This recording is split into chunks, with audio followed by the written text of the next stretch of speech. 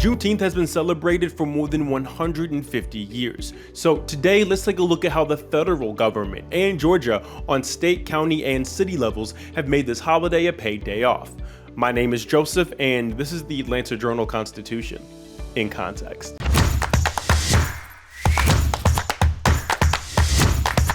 Now, if anything I say sounds interesting and you want to read more, links to everything I talk about will be right below that like button. First, if you're not sure what Juneteenth is, don't worry, I have a full video on it right there. It'll also be linked down below.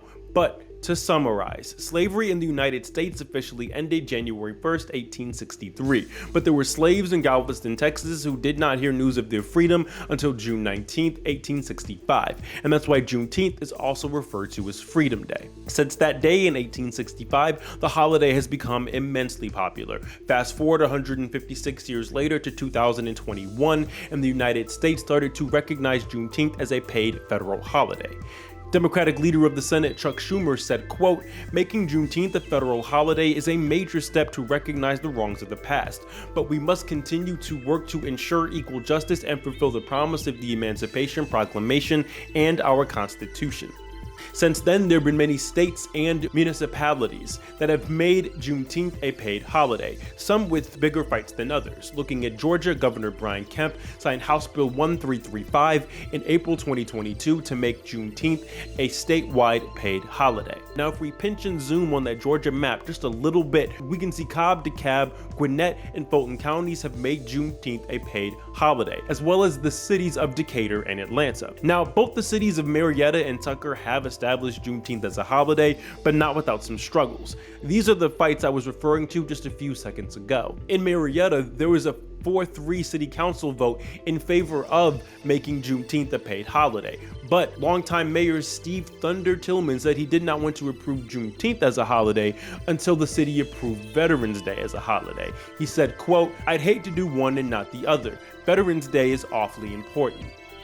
Councilwoman Cheryl Richardson, who is the only veteran on the council, said, quote, "I think it's a separate vote. As you said, Veterans Day has been around since 1918, and it's not been brought up as a holiday before now.